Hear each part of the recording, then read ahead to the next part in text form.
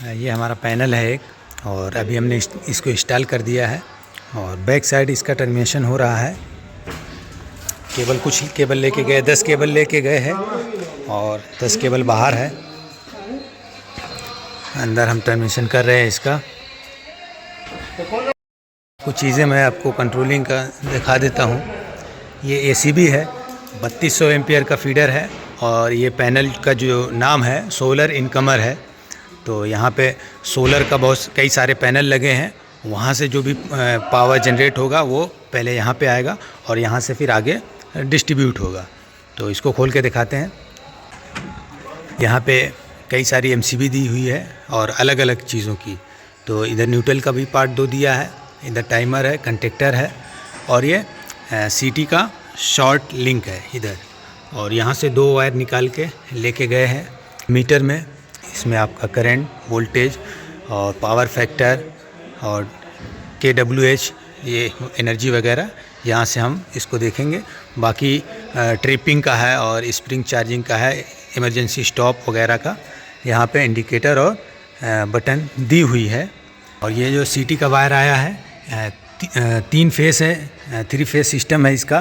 तो 3 फेस और 1 न्यूट्रल आया है। तो तीनों फेस से हमारा CT का 2-2 वायर आए हैं।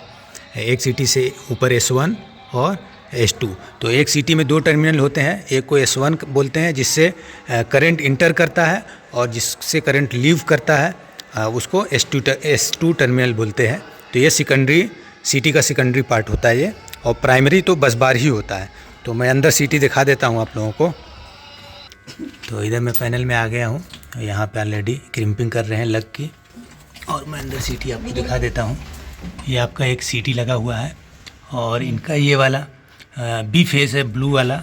और फिर इधर सिमिलरली एक CT लगा हुआ है, ये आपका Y फेज़ है, और वैसे ही रेड फेज़ में भी एक CT लगा हुआ है। और ये मैं आपको क्लोज दिखा देता हूँ। ये देखिए, उस पर टैग पे भी नाम लिखा है 3C50 और 3C70। और ये जो 3C50 है यही S1 है, और 3C70 ये आपका S2 है। तो S1 से पोलरिटी के हिसाब से करंट इंटर करेगा, और S2 यानी कि उससे करंट लीव करेगा। तो ये 2 वायर मैंने दिखा दिया, और वो यहाँ पे आया है। S1 यहाँ है एक फेज़ का, और S2 यहाँ है दूसरे फेज़ का। S1 ये ऊपर है और S2 नीचे है। तीसरे फेज़ का S1 ऊपर है और S2 नीचे है। तो अगर आपको मेंटेनेंस करना है, कोई काम करना है इस पैनल में, तो आपको ब्रेकर तो बंद करना ही है, साथ में आपको CT को भी शॉर्ट करना है। तो वो शॉर्ट लिंक इसीलिए दी रहती है कि आप उसको शॉर्ट कर सको, ताकि कोई और डैमेज कोई चीज़ ना हो। तो कैसे शॉर्ट करते हैं वो मैं आपको दिखाता हूँ। कैसे करते हैं वो आप देख लीजिए। तो इसको स्क्रू को जो है हम थोड़ा सा लूज़ करेंगे और ऊपर की तरफ करके कनेक्ट कर देंगे। ये देखिए, हमने लेफ़्ट साइड वाला शॉर्ट कर दिया है, और स्क्रू वो नीचे था उसको हमने थोड़ा सा जो है लूज़ करके ऊपर ले जाके टाइट कर दिया। अभी ये शॉर्ट हो गया हमारा एक CT। और इसी तरीके से दूसरा CT यानी Y वाला भी हमको शॉर्ट करना है। तीनों शॉर्ट करना होता है। तो इसको हम शॉर्ट कर देंगे। ये थोड़ा सा लूज़ करेंगे, ऊपर उठा के टाइट कर देंगे। ये अब हमारा दूसरा भी शॉर्ट हो गया, और तीसरा शॉर्ट करने के लिए तीसरा। ये हमारा CT शॉर्ट हो गया है। अब जो हमारा मीटर में वायरिंग आई है, अब वो वायर को हम निकाल सकते हैं। ये सब वायर को निकाल के हम अपना मेंटेनेंस का काम कर सकते हैं। और करने के बाद आप फिर से आप लगा दो, वायरिंग इसकी कर दो, और फिर CT को हमको शॉर्ट नहीं रखना है, फिर से इसको हमको ओपन कर देना है। तो इसको फिर से हम ओपन कर देंगे। नीचे ला दो, और नीचे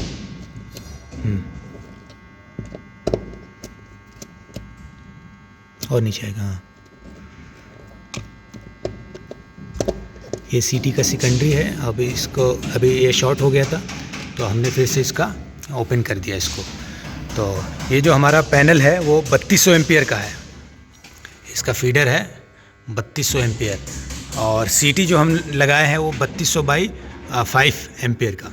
ठीक, तो इन केस ये 3200/5 एम्पियर ये क्या काम करता है, तो ये इसी रेशियो में आपके करंट को सेंस करता है, और फिर से रिकैलकुलेट करके एग्जैक्ट करंट आपका ये पैनल में जो आउटपुट कितना करंट जा रहा है वो एग्जैक्ट करंट ये यहाँ पे आपको बताएगा। कि कितना करंट फ्लो हो रहा है, और उसी करंट से और वोल्टेज से ये बाकी चीज़ें एब्जॉर्व करता है कि पावर फैक्टर हो गया, और आपका वोल्टेज हो गया, और करंट हो गया, और kWh हो गया, kVA हो गया। तो ये सब आपको स्क्रीन पे ये कैलकुलेट करके स्क्रीन पे दिखाता है। और कैसे कैलकुलेट करता है वो मैं आपको थोड़ा सा एक वैल्यू दिखा दे रहा हूँ। सपोज़ मान लेते हैं ये आपका करंट 3200 का टोटल है, तो ये आपका अगर 1600 एम्पियर इसका आउटपुट ले रहा है लोड, तो 1600 का ले रहा है, तो जाहिर सी बात है कि 1600 जब 3200 का 16 आधा होता है, तो ये 5 का आधा कितना होगा, 2.5 एम्पियर। ठीक है, तो मैं यहाँ 2.5 एम्पियर, सपोज ये आपका मल्टीमीटर जो सेंस किया वो 2.5 एम्पियर सेंस किया, तो 2.5 एम्पियर सेंस करने पे 1600 एम्पियर इसका स्क्रीन पे बताना चाहिए जो एक्चुअल इसका करंट है। तो वो कैसे करते हैं वो मैं दिखा देता हूँ। तो ये अभी मैं मोबाइल ले लिया हूँ, तो ये मैं आपको यहाँ पे दिखा देता हूँ। 3200/5 ये हमारा CT का रेशियो आ गया, 3200/5 यानी 640। अभी ये सेंस किया सपोज 2.5 एम्पियर, तो 2.5 एम्पियर ये आएगा, 5 का आधा है तो ये 32 का आधा हमारा 1600 इसको दिखाना चाहिए। तो अभी हमने ये कर दिया, अभी इनटू कर दे रहे हैं किससे, 2.5 से 2.5, ये देखिए 1600, नीचे आपका रिज़ल्ट आ रहा है 1600।